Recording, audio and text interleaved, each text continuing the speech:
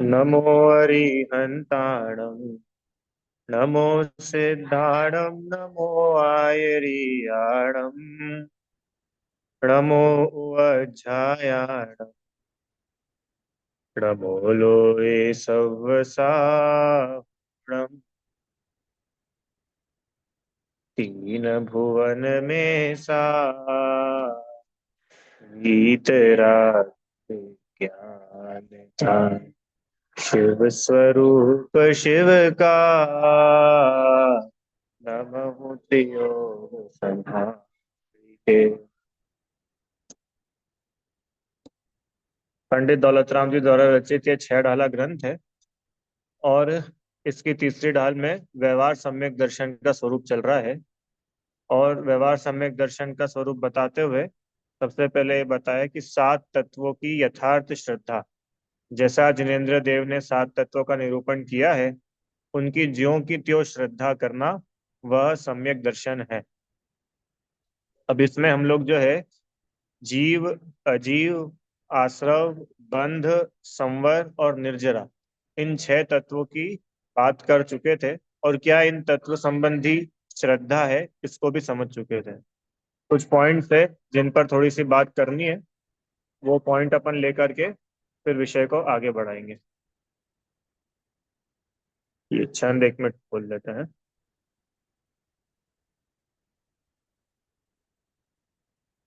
एक बार छंद पढ़ लेते हैं। ये ही आत्म के दुख कारण ताते इनको तजिए, जीव प्रदेश बंधे विधि सो बंधन कब हो न सजिए। शम दम तेजो कर मन आवे, सो संवर आदरिए। तप बल ते विधि जरन निर्जरा, ताहि सदा आचरिए। इन चार पंक्तियों में चार तत्व का स्वरूप और उनकी क्या श्रद्धा करनी चाहिए ये बातें आई। सबसे पहले आश्रव तत्व में पढ़ा था कि मिथ्यात्व, अविरति, प्रमाद, कषाय और योग, हाँ, ये आश्रव है। कम शब्दों में बोले तो मोह, राग और द्वेष। ये मोह, राग, द्वेष के जो भाव है, इन भावों की वजह से कर्मों का आना होता है। और ये जो भाव है ये ही हमारे दुख का कारण है, इसलिए इनको त्यागना चाहिए। ये आश्रव तत्व का स्वरूप और उसकी श्रद्धा। जीवो, जीव से कर्मों का आकर के बंध जाना, ये बंध कहलाता है। कर्म आए और आकर के बंध गए, तो ये बंध भी हमारे करने लायक नहीं है। ऐसा बंध कभी नहीं करना चाहिए। शुभ अशुभ भाव, मोह राग द्वेष के भाव नहीं। और मोह राग द्वेष के भाव कदाचित हो भी जाए तो उनको लंबायमान नहीं करना, उन्हें बनाए नहीं रखना। ये बंध तत्व। अब संवर, निर्जरा, ये दो तत्वों का अपन एक बार थोड़ा सा पढ़ते हैं। आप लोग सुनिएगा।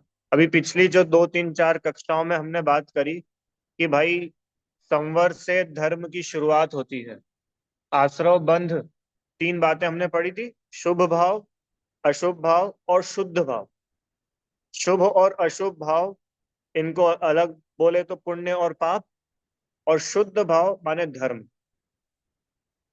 ठीक है। अब ये पहले क्लियर हम लोग कर चुके थे कि जो शुभ भाव है, शुभ भाव मतलब बाहर में हमने कोई चीजों का त्याग करा, अथवा भोजन आदि का त्याग करा, पांच इंद्रिय के विषयों का त्याग करा। ये बाहरी जो त्याग है, ये त्याग का जो भाव है, ये संवर नहीं है। क्यों? क्योंकि ये जो त्याग रूप जो भाव है वो शुभ भाव है, शुभ राग है। और इससे बंध ही होता है। और हमने बहुत डिटेल में तब समझा भी था कि धर्म और पुण्य, इन दोनों में अंतर है। हम्म।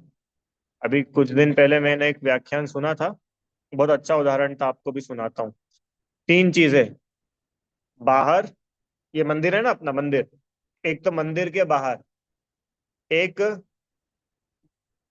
मंदिर, और फिर अंदर। बाहर, फिर मंदिर, और फिर अंदर। बाहर मतलब तो सब अशुभ उपयोग, पाप ही पाप जहां पर है। तो भैया बाहर से कहां पर आएंगे? मंदिर, डायरेक्ट अंदर नहीं, मंदिर, मंदिर में आएंगे बराबर। और मंदिर में आकर के कहाँ जाएंगे, कि भैया घर जाएंगे।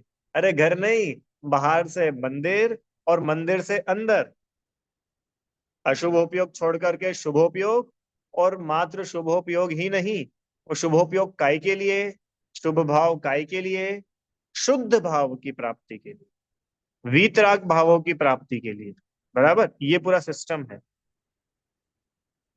आज सुबह ही उसमें पढ़ा, आत्मानुशासन जी में आचार्य देव ने शुभ भाव के बारे में लिखा कि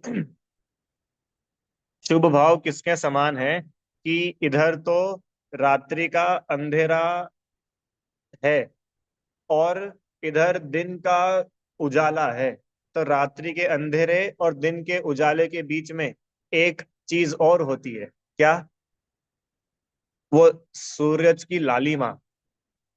हाँ, वो लालिमा जो है, वो क्या संकेत कर रही है, कि अब अंधेरा मिट रहा है और उजाला आ रहा है। तो ये जो शुभ भाव है ना, शुभ भाव, ये अशुभ भाव और शुद्ध भाव के बीच का सेतु है।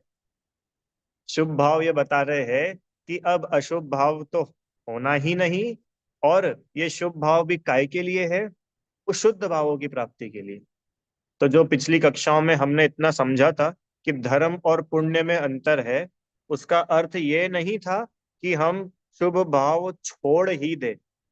क्योंकि देखो, शुभ भाव को छोड़ेंगे तो दो ही स्थिति है, या तो शुद्ध भाव होने या अशुभ भाव होने। और शुद्ध भाव होने जैसी तो मुझे किसी की दशा अभी दिखती नहीं है। अरे मुनिराज तक के अधिक शुद्धोपयोग नहीं रहता है, तो वे अशुभ उपयोग में ना चले जाए, इसके लिए शुभ भावों का अवलंबन लेते हैं। बराबर। तो हमारे लिए जो छह आवश्यक है, देव शास्त्र गुरु आदि का समागम है, सत्संगति है, सदाचार है, ये सब जो है, कल निर्जरा में भी जो हमने बात करी थी, तप आदि, ये तप आदि कोई निष्फल नहीं है, कोई व्यर्थ नहीं है। बस इतना जरूर है कि इनमें धर्म बुद्धि ना हो। इनको हम एक टूल के जैसा यूज करें। टूल होता है ना, टूल, औजार। हाँ, कि भैया इससे अपने को काम निकालना है, ये औजार ही सब कुछ नहीं है।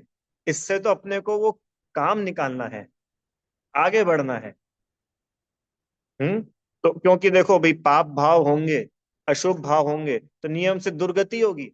और वो दुर्गति होगी तो वहां तो सुनने समझने का अवसर तक नहीं मिलेगा। अभी जीव यहां से मर करके एक इंद्री हो जाए, अब बताओ, तिर्यंच बन जाए, नरक में चला जाए, कोई अवसर ही नहीं है। समझ में आया ना? इसके लिए शुभ भावों की प्रेरणा, पुण्य की प्रेरणा दी जाती है। क्यों दी जाती प्रेरणा? पुण्य करने के लिए नहीं, पुण्य करने के लिए नहीं, पुण्य की प्रेरणा है। ये पुण्य से ही धर्म की प्राप्ति होती है। इसलिए तुम पुण्य को छोड़ करके पाप में लगोगे तो निश्चित तुम्हारा पतन होगा। और श्री गुरु नहीं चाहते कि हमारा पतन हो।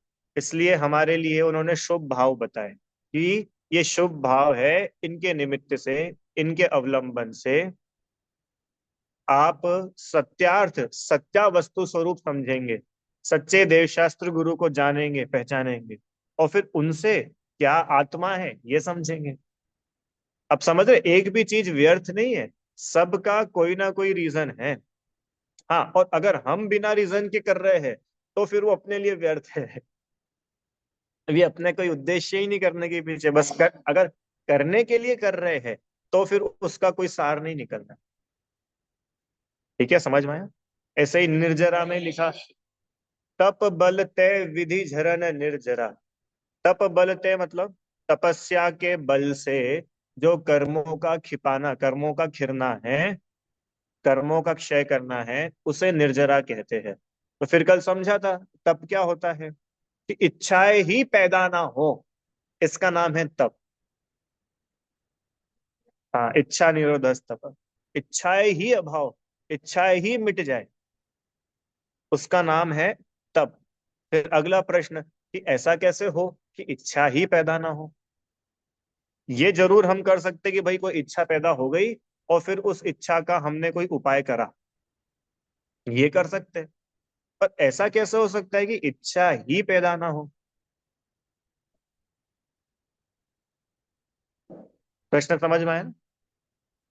ऐसा कैसे हो सकता है कि मैंने रसगुल्ला देखा और रसगुल्ला देखकर मेरे को खाने का मन ही ना करे, इच्छा ही पैदा ना हो? एक तो वो है कि भैया इच्छा पैदा हुई तो दो चीजें, या तो मैं खाऊंगा या मैं नहीं खाऊंगा। पर यहाँ तो तीसरी ही बात हो रही है कि कोई भी चीज दिखी, पांच इंद्री के कुछ भी चीज दिखा और उन्हें भोगने का भाव ही पैदा नहीं हुआ, इच्छा ही उत्पन्न नहीं। और वो इच्छा का उत्पन्न नहीं होना, उसका नाम है तप। और इस तप से होती है निर्जरा। तो फिर प्रश्न था कि ऐसा कैसे संभव है कि हमारे सामने ये सब 56 पकवान हो और हमारी इच्छा ही पैदा ना हो? प्रश्न समझ में आए? कैसे संभव है? अच्छा, इनका कहना है कि त्याग कर देंगे तो फिर इच्छा नहीं होगी। तो त्याग करने के बाद भी होती है इच्छा तो।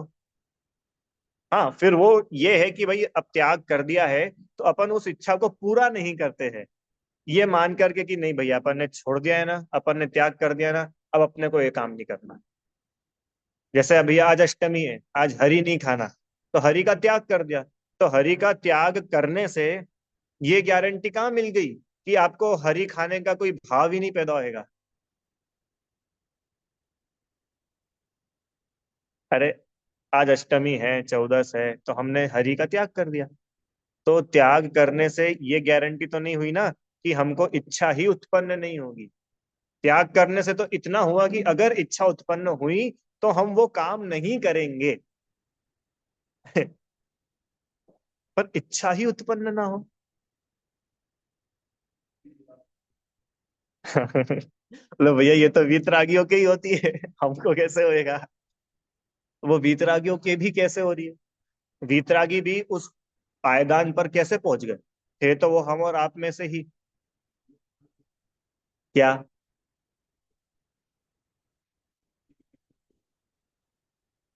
हाँ, बहुत सुंदर, बहुत बढ़िया। अच्छा बताया कि भैया जो वीतरागी है, उन वीतरागियों की तो इच्छा ही पैदा नहीं होती। अब वे वीतरागी ऐसे वीतरागी बने कैसे?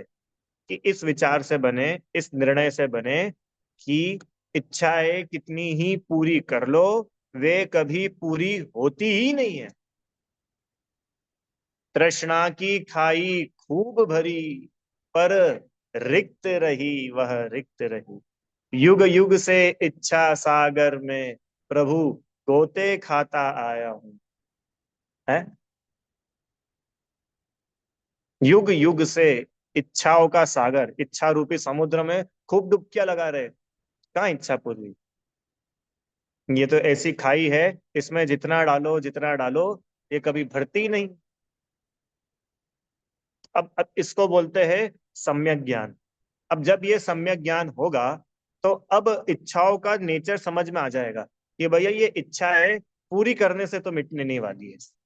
और अगर पूरी करने से ये मिट गई होती तो हम अनादिकाल से आज तक कर क्या रहे हैं? मात्र इच्छाएं तो पूरी कर रहे, और क्या कर रहे? हाँ, हाँ, ऐसा भी जरूरी नहीं कि भाई पहली बार हमने करा और हमको सफलता मिल भी गई। हमारी उस दिन बात हुई थी ना, मोक्ष मार्ग एक सतत चलने वाली प्रक्रिया का नाम है, एक दिन का नाम नहीं है। अरे भवो भवो का नाम है, भवो भवो में चलने वाली प्रक्रिया है मोक्ष मार्ग। तो एक बार हमने अगर ऐसा विचार किया भी और हमको सफलता ना भी मिले, कोई बात नहीं, फिर से हम उस सम्यक ज्ञान के साथ आगे बढ़ेंगे, फिर प्रयास करेंगे। बाकी मार्ग तो एक ही है, क्या? कि इच्छाओं का सही स्वरूप समझकर ही इच्छाओं का अभाव किया जा सकता है। एक बात। तो ये तो हमने बात करी इच्छाओं के एंगल से।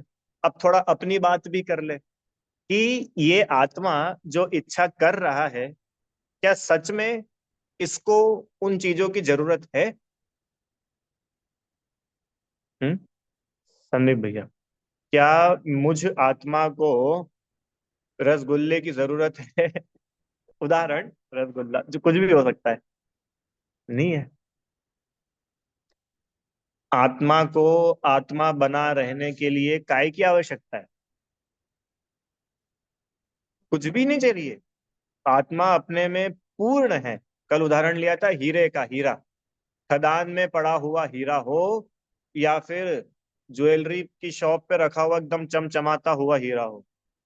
चमचमाता वाला हीरा तो अपने आप में पूरा है ही। वो जो खदान में हीरा पड़ा हुआ है वो भी पूरा है।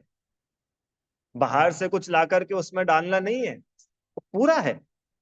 अब भैया जब वो हीरा पूरा है, तो अब उस हीरे की सारी गुंजाइश खत्म हो गई कि नहीं हो गई कि मुझे बाहर से कुछ चाहिए? ऐसे ही आत्मा की जिसको समझ होवे। कैसा आत्मा? अधूरा आत्मा नहीं, पूरा आत्मा। पूरा पूरा आत्मा मतलब, पूरा आत्मा मतलब कि मुझ में कुछ भी कमी नहीं है। कुछ कमी हो तो मैं बाहर से कुछ ला करके इसमें डाल के इसको पूरी कर दूं। और भैया कुछ कमी ही नहीं है। जब कमी है ही नहीं, तो फिर क्यों बाहर इतनी दौड़ धूप करना? हो गई इच्छा शांत। ऐसे होता है तप। और जब तक ये दशा न आ जाए, तब तक क्या करे? तब तक क्या करे? हाँ, अच्छी बात है। बढ़िया। इच्छाओं को सीमित रखे, एक तो ये। और जब तक ये दशा अपनी नहीं आ जावे, तब तक क्या करे? तो एक उत्तर आपने दिया कि भाई इच्छाओं को अनावश्यक बढ़ने ना दे, उन्हें सीमित रखे। सदाचार में अपना जीवन हो। हाँ। पांच पापों का जीवन में त्याग हो। ना सही पूर्ण रूप से, पर मोटे मोटे रूप से तो हो। कषाय अपनी कम हो, लालच अपने जीवन में ना हो। अब ये बाहरी जब हमारे जीवन में पवित्रता होगी, तो नेचुरली ही हमें अवसर मिलेगा विचार का। सहज ही हमको तत्व विचार का अवसर मिलता जाएगा। और ज्यो ज्यो विचार करते जाएंगे, त्यों त्यों हम निर्णय की ओर आगे बढ़ते जाएंगे। समझ में आए? ये पूरी प्रक्रिया है। क्योंकि पहले भी पढ़ करके आ चुके कि जो व्यवहार सम्यक दर्शन है, अथवा जो व्यवहार है, वो व्यवहार निश्चय का कारण होता है। तो ये जितने भी होते हैं ना, व्रत, संयम, समिति, महाव्रत, अणुव्रत, ये सब काय के लिए होते हैं? निश्चय के लिए, आत्मा की प्राप्ति के लिए। मूल उनका उद्देश्य ही वो है। सदाचार, संदीप भैया, रात्रि भोजन का हमने त्याग करा, क्यों किया? कि भैया वो पुण्य कमाना था, थोड़ा पाप का पोटला थोड़ा भारी हो गया था, तो सोचा थोड़ा पुण्य भी कर लेते हैं। ऊपर वाले को जवाब देना है। अगर इसके लिए हमने रात्रि भोजन का त्याग किया, तो वो त्याग मजेदार नहीं है। अरे हमारे जीवन का एक एक सदाचार, चाहे वो छना हुआ पानी पीना हो, चाहे रात्रि भोजन त्याग हो, चाहे नित्य देव दर्शन हो, चाहे अभक्ष आदि का त्याग हो, चाहे बाजार की चीजों का त्याग हो, कॉस्मेटिक, जो भी हो, वो सब का सब परमार्थ के लिए होना चाहिए। तो वो हमारा त्याग सच्चा त्याग कहलाएगा। तो वो हमारा तप सच्चा तप कहलाएगा। उपवास काय के लिए? हम्म। कि एक तो वो जो कल हमने बात की थी कि भोजन का विकल्प ही नहीं आवे। आत्मा अपने आप में इतनी तृप्ति हो जीव को कि भैया भोजन का विकल्प तक नहीं आवे, तो वो तो उत्कृष्ट उपवास। चलो वो नहीं हो रहा, तो दूसरा बतला देते हैं आपको कि भोजन आदि से निवृत्त हो करके, चौका आदि से निवृत्त हो करके अब करे क्या? स्वयं के समीप वास करो। उपवास। दो समय भोजन करते थे, कोई बात नहीं, अब एक समय भोजन के विकल्प नहीं, एक समय भोजन करना ही नहीं। अब एक समय भोजन नहीं करना, तो कितना समय बच गया? ना चौका, ना सब्जी, ना बर्तन, कुछ भी नहीं करना है भैया। अब वो उतना समय बच गया ना, अब वो समय जो बचा, उतना समय अपने को काय में लगाना? अपने पास आने के लिए लगाना। तो वो एकासन सच्चा एकासन होगा। सब में लगाना क्षयोप जो बहिरंग तप है। ठीक। ये निर्जरा का स्वरूप हम लोगों ने थोड़ा समझा। अब चलिए, अब अपन लोग पढ़ते हैं 7वें नंबर का तत्व। क्या नाम है उसका? अंतिम, मोक्ष तत्व। ठीक है, छंद पढ़ लेते एक बार।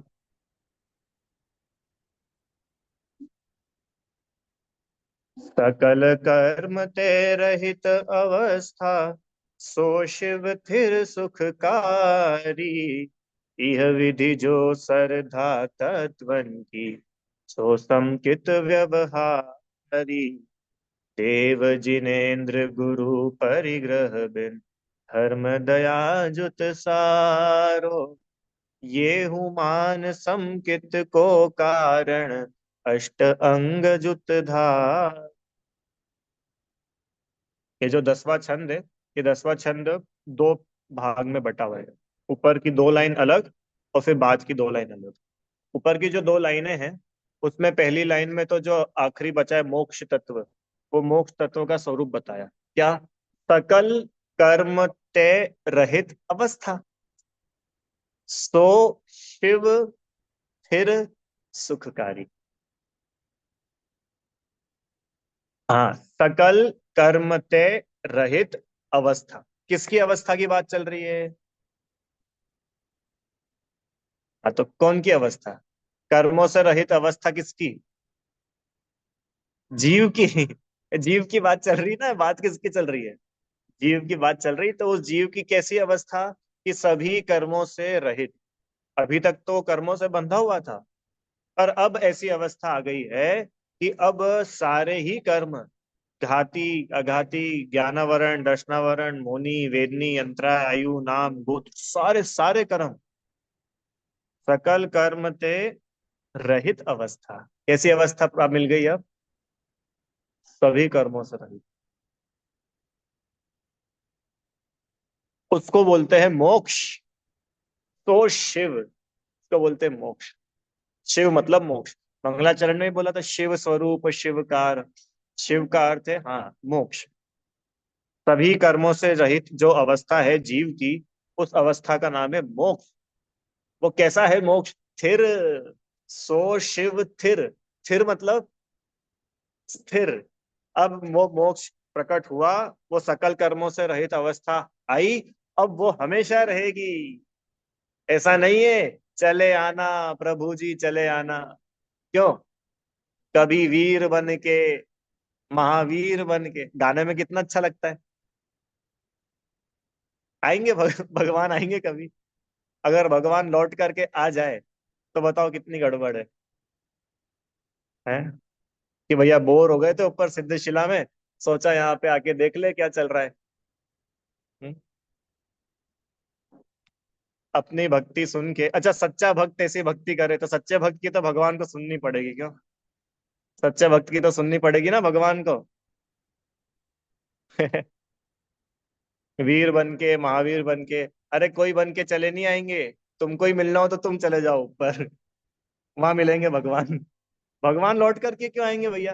भगवान समझदार है, अज्ञानी थोड़ी ना है कि पुनः संसार में आएंगे। हाँ। ये भजन, ऐसे भजन गाना और ऐसे भजनों पे नाचना, ये बताता है अभी मोक्ष तत्व का श्रद्धान ही नहीं है अपने को।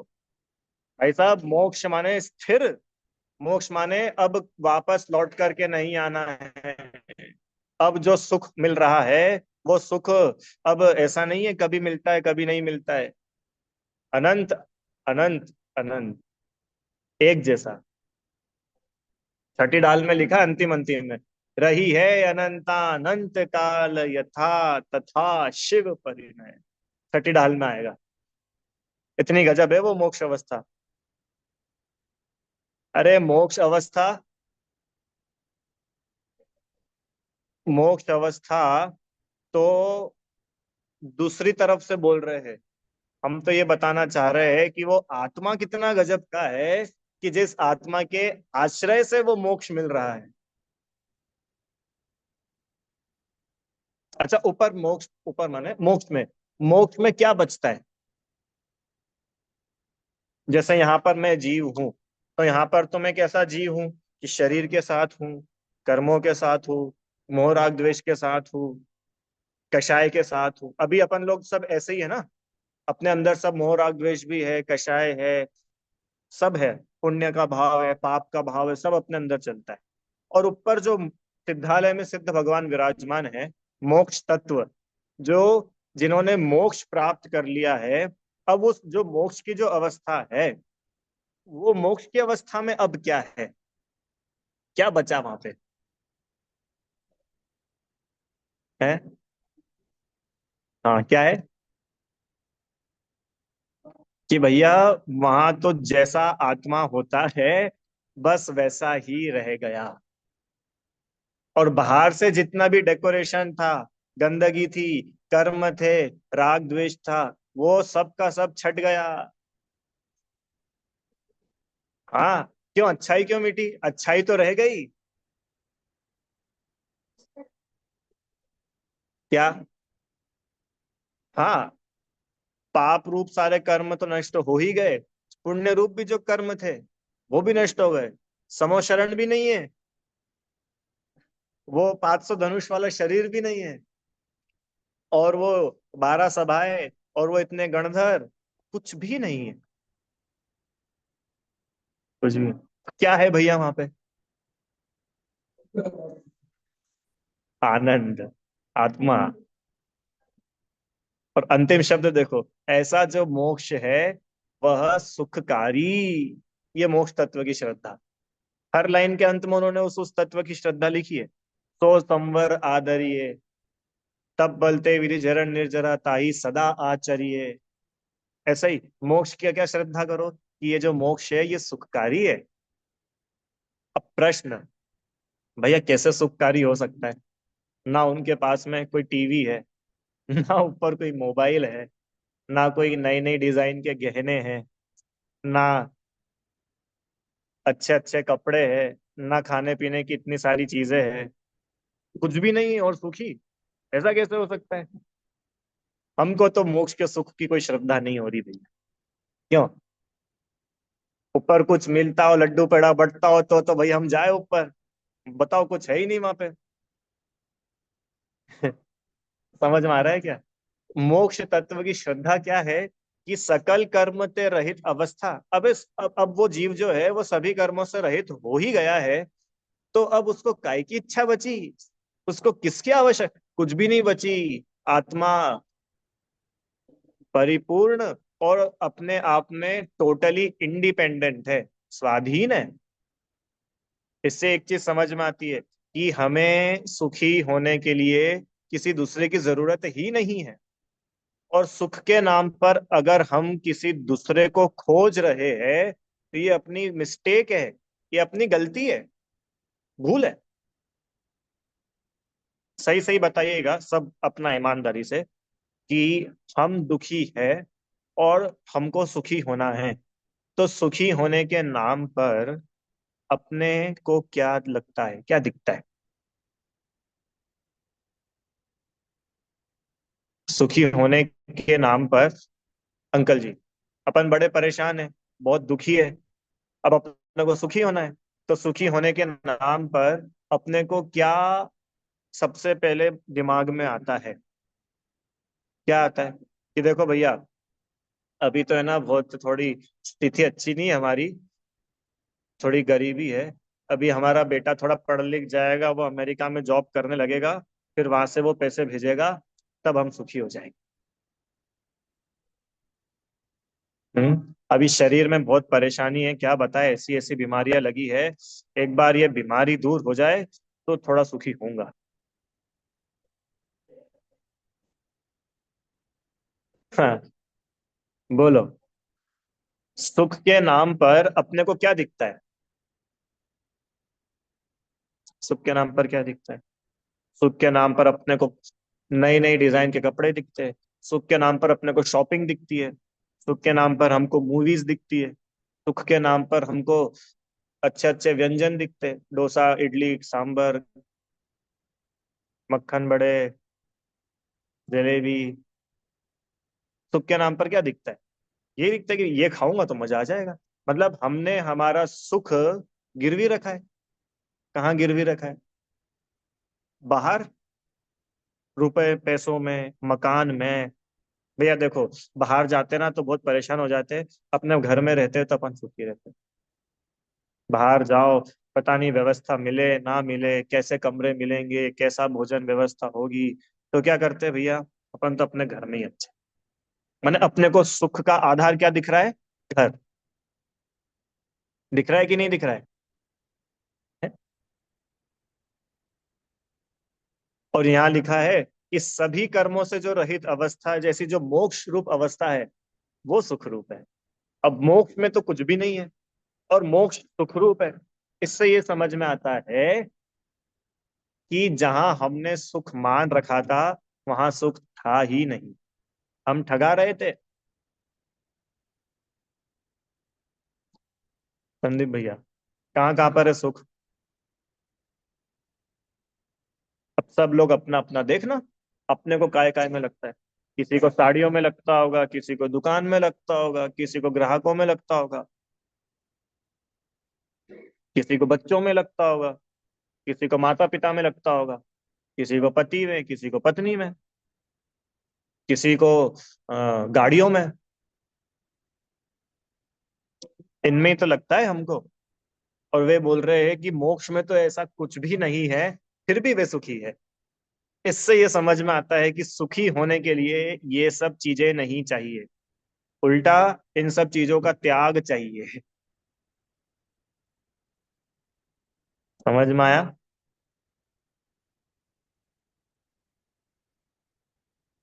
देखो क्या लिखा है, पढ़ लेते हैं। समस्त कर्मों से रहित जो दशा है, जो अवस्था है, उसका नाम मोक्ष है। वो मोक्ष कैसा है? एकदम स्थिर है और सुखरूप है।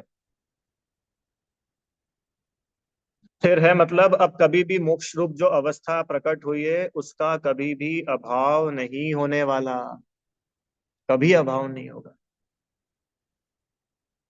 समझ में आया? कैसा लगा मोक्ष आप लोगों को? करने लायक है भैया, अच्छा है। कैसा क्या है, बढ़िया है। हाँ, बढ़िया। इनका कहना है कि भैया देखो, यहाँ संसार में तो क्या है, कभी सुख है, कभी दुख है। कि भैया कभी सुख है ही नहीं, कभी कभी दुख है, कभी कम दुख है, कभी ज्यादा दुख है। सुख तो है ही नहीं। अरे यहाँ की तो छोड़ो, ऊपर है ना स्वर्ग, देवगति, वहां का सुख है। अरे यहाँ पे अपन जिसको बोलते कि भैया कहीं सुख है कहीं दुख है, तो अपन क्या मानते हैं कि भैया कभी बीमार पड़ जाते, कभी शरीर अच्छा हो जाता है, तो शरीर अच्छे को अपन सुख मानते हैं। अब स्वर्ग में चलो, वहां तो बीमारियां ही नहीं है। एक भी देव के एक नाखून बराबर जगह में एक बीमारी नहीं होती, फिर भी बोल रहे देव सब दुखी है। करे क्या स्वर्ग सुखों की बात, वहां की कैसी अद्भुत टेव। अंत में बिलखे छह छह मास, कहे हम कैसे उसको दे। दशा चारों गति की दयनी, दशा तो बड़ी दयनीय है, दया का किंतु न यहाँ विधान। दया का कोई विधान नहीं है यहाँ। शरण जो अपराधी को दे, अरे अपराधी वह भगवान। अपराधी को ही जो शरण देने लग जाएगा, वो खुद अपराधी है। भाई अब तुम पाप करो और बोलो कि पाप के बदले में हम दुखी नहीं हो, तो भैया ऐसा दो नंबर वाला काम तो नहीं चलेगा। यहाँ तो न्याय होगा। कर्मों के यहाँ अन्याय की कोई व्यवस्था नहीं। संसार में अन्याय कभी नहीं होता। इसके लिए जो संसार का सुख है, वो वास्तव में सुख है ही नहीं। ऐसी श्रद्धा के साथ संसार और संसार के सुख को हे रूप जानो, छोड़ने योग्य जानो। और मोक्ष, और मोक्ष सुख, मोक्ष सुख मतलब मोक्ष में वहां सिद्धशिला में कोई सुख नहीं बट रहा है, आत्मा में ही सुख है। और आत्मा की अवस्था का नाम ही मोक्ष है। संदीप भैया, मोक्ष कोई जगह का नाम नहीं है। आत्मा की अवस्था का नाम ही है मोक्ष। कैसी अवस्था? सकल कर्म से रहित अवस्था। आत्मा की जो सभी कर्मों से रहित जो ऐसी अवस्था है ना, अविनाशी। अविनाशी मतलब अब वो अवस्था अब नहीं मिटने वाली, उसका नाम है मोक्ष। तो ऐसा मोक्ष हमें सुखरूप लगे, सुखरूप भासे। अब इसमें दोनों बात है, मोक्ष सुखरूप लगे अकेला इतना ही नहीं, संसार दुखरूप भी लगे। ऐसा नहीं होता है कि भैया मोक्ष भी अच्छा लग रहा है और संसार भी अच्छा लग रहा है। ऐसे दो दो काम थोड़ी हो सकते हैं। दो नाव में पाओ, या तो ये या ये। अगर संसार अच्छा लग रहा है, इसका मतलब मोक्ष अच्छा नहीं लग रहा। और अगर मोक्ष अच्छा लग रहा है, फिर संसार अच्छा नहीं लग रहा। अच्छा, अब जब मोक्ष अच्छा लग रहा है, तो मोक्ष मार्ग भी अच्छा लगेगा। और जब मोक्ष मार्ग अच्छा लगेगा, तो मोक्ष मार्ग पर चलने वाले ऐसे मुनिराज भी अच्छे लगेंगे। और जिन्होंने मोक्ष पा लिया है, ऐसे सिद्ध भगवान, और जो पाएंगे ऐसे अरिहंत भगवान, वो भी अच्छे लगेंगे। और ऐसा मोक्ष का मार्ग जहां है, ऐसी जिनवाणी भी अच्छी लगेगी। समझ में आया? वो सब ही होगा। ऐसा नहीं है कि हमको मोक्ष तो पसंद है पर भगवान का दर्शन पसंद नहीं है। हमको मोक्ष तो पसंद है पर महाराज जी हमको पसंद नहीं है।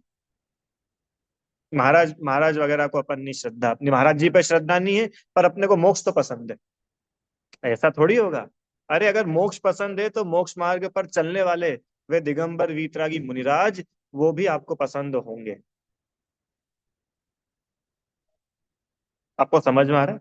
और वो मोक्ष मार्ग जहां बताया गया है, वो जिनवाणी भी आपको प्राणों से प्यारी होगी। और ऐसे मोक्ष जाने की व्यवस्था इकलौते जिस जिन धर्म में है, वो जिन धर्म भी अपने को प्राणों से प्यारा होगा। प्राणों की कीमत पर भी फिर वो ज्ञानी जीव जिन धर्म की रक्षा करता है। और ना हो विश्वास तो आप इतिहास उठा करके देखिए। अकलंक स्वामी, निकलंक पंडित टोडरमल जी, प्राणों की कीमत पर भी उन्होंने जिन शासन की रक्षा करी, और जिन शासन से कभी भी दगाबाजी नहीं करी। ये है ज्ञानी जीवों का लक्षण। आप पूछ रहे थे ना उस दिन कि सम्यक दृष्टि जीव को कैसे पहचानेंगे। बाहर में व्रत वगैरह भी नहीं हो तो भी कैसे पहचानेंगे? हैं? हाँ बताते। तो ये देखो, अब तो कोई व्रत वगैरह तो है नहीं, अब कैसे पहचानेंगे ये जीव सम्यक दृष्टि है, आत्मज्ञानी है? कि उसके अंदर जिन धर्म के लिए प्रेम होगा, उसके अंदर जिन शासन, जिन वाणी, दिगंबर मुनिराज, जिनेन्द्र देव, इनके प्रति पूरा पूरा समर्पण होगा। इनके प्रति पूरा का पूरा डिवोशन होगा। वो अपना प्राण छोड़ सकता है, पर उनकी अविनय स्वीकार नहीं कर सकता। ये है ज्ञानी जीव का लक्ष्य। यहाँ इंदौर में अपना मंदिर है ना, शक्कर बाजार का मंदिर, प्राचीन है, लगभग 150 साल प्राचीन मंदिर है। तो वहां पर ऊपर मुख्य वेदी के ऊपर बहुत सारे वाक्य लिखे। एक इतना सुंदर वाक्य था, वो धन देख, मतलब वो भूल गया उसके शब्द, तो बाकी उसका भाव ऐसा था कि धन दे, तन धन देकर की, धन देकर के भी तन की रक्षा करनी चाहिए। धन जाए पर तन की रक्षा करना। तन देकर के भी लाज की रक्षा करना। लाज की रक्षा करना मतलब है, देखो एक मिनट, मेरे पास फोटो है, पढ़ के सुनाता हूँ आपको, इतना सुंदर है वो। एक मिनट, हाँ।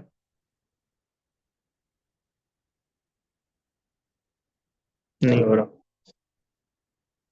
तन दे करके धन, भाव ऐसा, एक बार धन चला जाए तो चला जाए, पर अपने जीवन की रक्षा करना। दूसरा, अपना जीवन भी जाए, अपने प्राण भी जाए, तो भी अपनी लाज बचाना, अपने शील की रक्षा करना।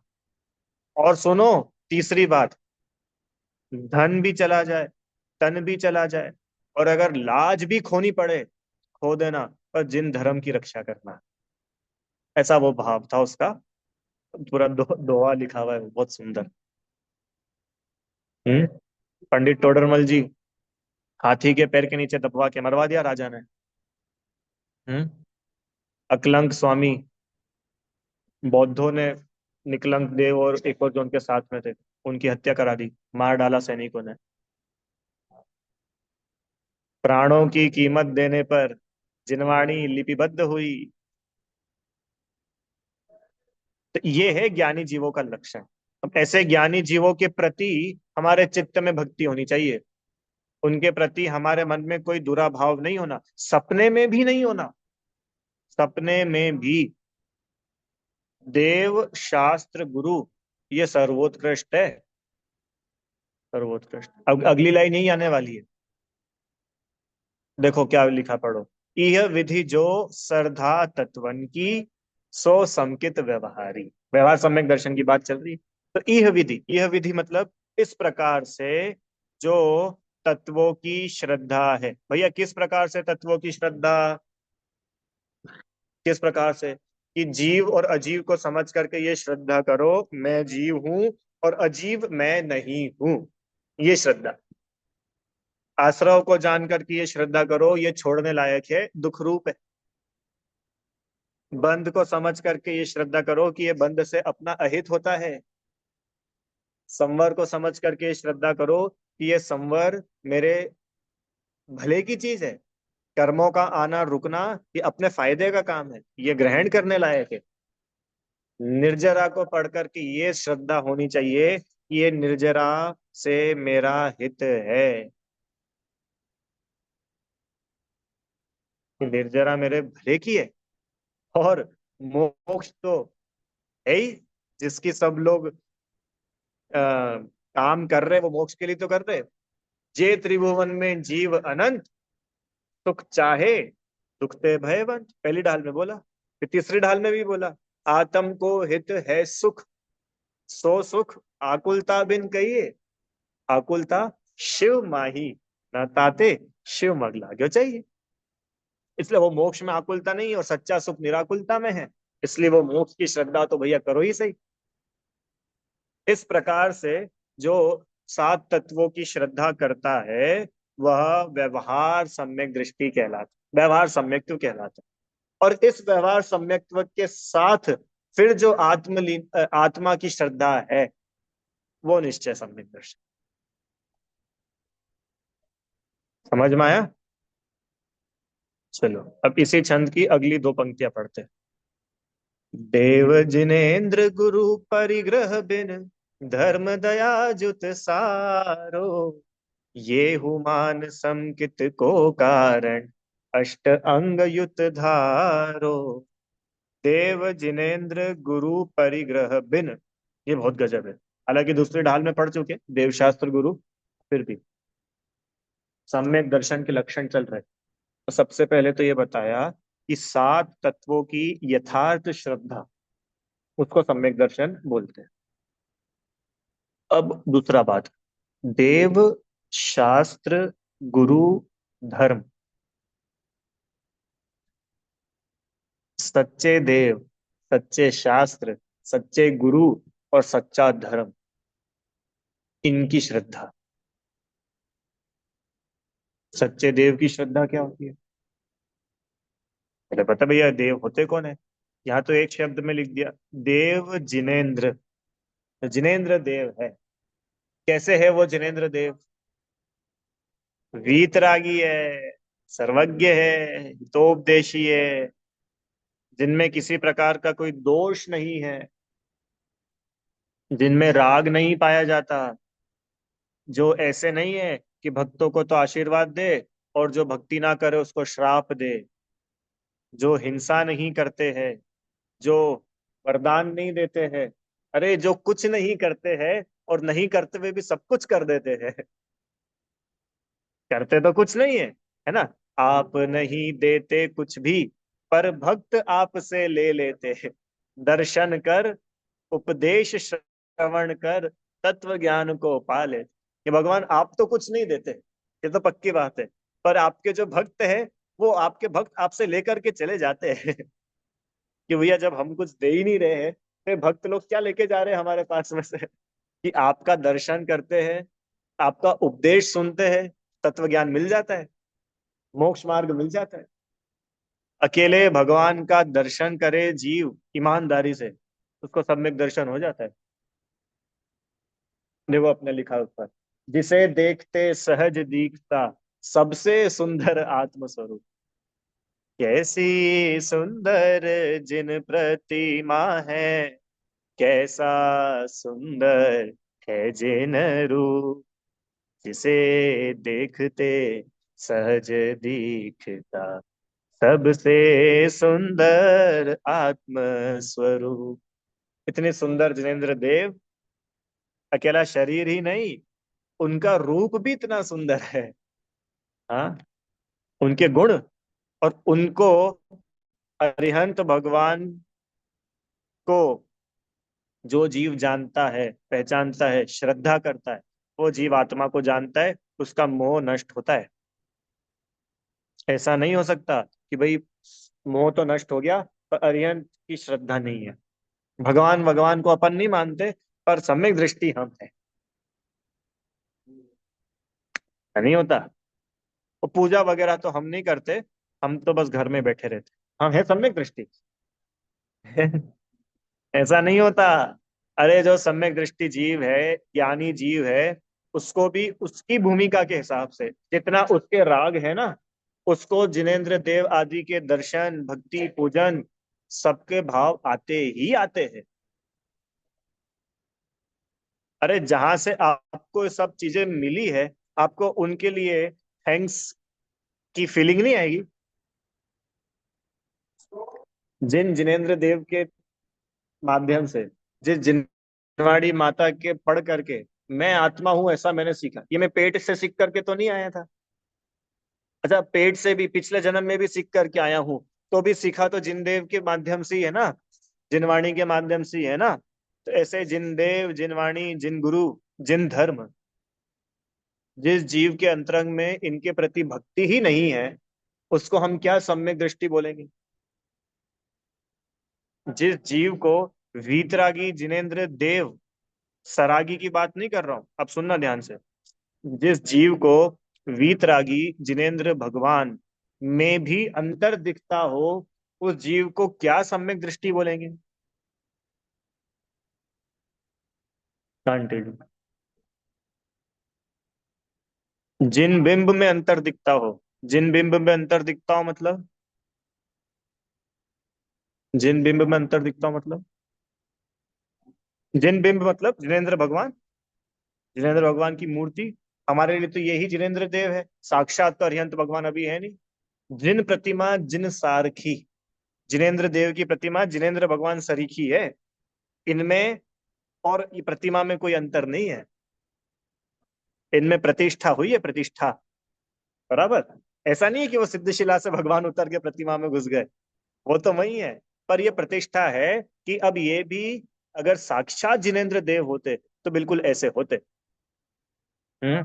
अब वो जिनेंद्र देव की जो प्रतिमा है, उन जिनेंद्र देव की प्रतिमा में ही हमको भेद दिखने लग जाए, ये प्रतिमा को तो नमस्कार करना और इसको नमस्कार नहीं करना, ये आपके मिथ्यात्व का द्योतक है।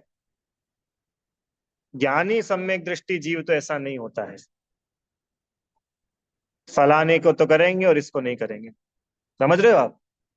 अरे आपको सामने साक्षात जिनेंद्र देव, वीतरागी मुद्रा, नासाग्र दृष्टि, हाथ पर हाथ धरे बैठे, सब दिख रहा है, उसके बाद भी आपको ये दिख रहा है कि नहीं हम नहीं करेंगे। क्यों? क्योंकि भैया किसी और ने उस, किसी और के वहां से वो प्रतिमा आई है। महामिथ्यात्व है, महा अज्ञान है, इतनी बड़ी कषाय है, जन्मों जन्मों तक पाप नहीं धुलेंगे। सबसे मोटा पाप है मिथ्यात्व। समझ में आ रहा है क्या? देव जिनेंद्र, जिनेंद्र देव, ये संकित के कारण आगे लिखा ना, देव जिनेंद्र मतलब जिनेंद्र देव की श्रद्धा, गुरु परिग्रह बिन, गुरुओं की श्रद्धा। कैसे गुरु की श्रद्धा? जो निर्ग्रंथ वीतरागी दिगंबर मुनिराज है, परिग्रह बिन में सभी आ गया। अंतरंग बहिरंग परिग्रह से जो रहित है, ऐसे गुरुओं की श्रद्धा। धर्म दया जुत सारो, सारो मतलब सारभूत, दया ही जिस धर्म का सार है, ऐसा जिन धर्म, अहिंसा परमो धर्म, दया ही जहां सार रूप में है, ऐसे देव गुरु और धर्म की श्रद्धा। और ऐसे देव गुरु और धर्म, ये भी समकित के कारण है। समकित मतलब सम्यक दर्शन। जिनेन्द्र देव, वीतरागी गुरु, वितरागी गुरु, और जिनेन्द्र देव द्वारा प्रणीत जो अहिंसामय धर्म है, उस व्यवहार सम्यक दर्शन का कारण है। कौन सा व्यवहार सम्यक दर्शन? सात तत्वों की श्रद्धा। अरे समझ में आ रहा है कि नहीं? अभी अपन क्या पढ़ के आए? सात तत्वों की श्रद्धा, व्यवहार सम्यक दर्शन। अब नेक्स्ट स्टेप, और इसके आगे आ गए अपन। ये सात तत्वों की श्रद्धा भी कैसे होगी? कि जिनेन्द्र देव, गुरु, धर्म, जिनवाणी भी गर्भित है, ऐसा इनकी श्रद्धा करेगा, इनकी शरण में रहेगा, इनके कहे रास्ते पर आगे बढ़ेगा, तो तुझे सातों तत्वों की श्रद्धा होगी। अभी देव शास्त्र गुरु का ही ठिकाना नहीं है। तू चाहे जहां चला जाता है, चाहे किसी को भगवान मानकर पूज लेता है, चाहे किसी को गुरु मानकर पूज लेता है, तेरे लिए सभी धर्म एक समान है। तो तू सत्यार्थ स्वरूप समझेगा कब? और जब तक तुझे सत्यार्थ सच्चा स्वरूप सुनने नहीं मिलेगा, तो तू काय की श्रद्धा करेगा? समझ में आया? पूरा जगत एक स्वर में बोल रहा है, पाप बुरा है, पुण्य भला है, खूब पुण्य करो। और इकलौता जिन शासन ऐसा है जहां अपने को ये सुनने को मिलता है कि भैया, अकेला पुण्य ही मत करो, उस पुण्य को सफल करो। अंतर समझ में आ रहा है आपको? कितना बड़ा अंतर है। ये हु मान समकित को कारण, अर्थात इन तीनों का यथार्थ श्रद्धान व व्यवहार सम्यक दर्शन कहलाता है। ठीक है, हो गई बात पूरी। देव गुरु धर्म, इन तीनों की श्रद्धा व सम्यक दर्शन कहलाता है। व्यवहार, व्यवहार मतलब कि भैया ये सम्यक दर्शन में कारण है, इसके लिए व्यवहार सम्यक दर्शन बोला। और अंतिम पद है अष्ट अंग युक्त धारो, आठ अंग से युक्त सम्यक दर्शन धारण करना चाहिए। अब यह सम्यक दर्शन कैसे होता है, इसकी पूरी चर्चा आज तक की कक्षा में पूरी हो गई है। अब किसी को अगर कोई प्रश्न हो तो वो पूछना। अब आगे से, कल से जो चर्चा शुरू होगी 11वें नंबर का छंद, अब सम्यक दर्शन का विषय और खुलेगा। आठ अंग क्या होते हैं, 25 दोष क्या होते हैं, माने अब एक सम्यक दृष्टि ज्ञानी जीव का जीवन कैसा होता है, और हमें भी अगर सम्यक तो प्राप्त करना है तो हमारा जीवन कैसा होना चाहिए, ये बात अब कल से 11वें नंबर छंद से शुरू होगी। ठीक है भैया, समय हो गया। भी कुछ प्रश्न है क्या आपको किसी को? है? चलो, जिनवाणी स्तुति। हे जिनवाणी भारती, तो ही जपू दिन रे, जो तेरी शरणा गए, सो पावे सुख चैन। जहाँ वाणी के ज्ञान से सूझे लो कालो, सो वाणी मस्तक नमो सदा देत हूँ तो।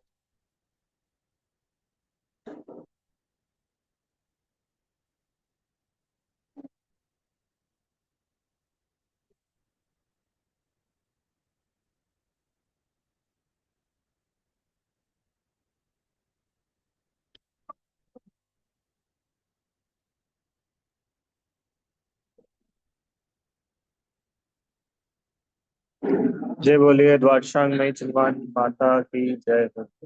महान जैन धर्म की जय।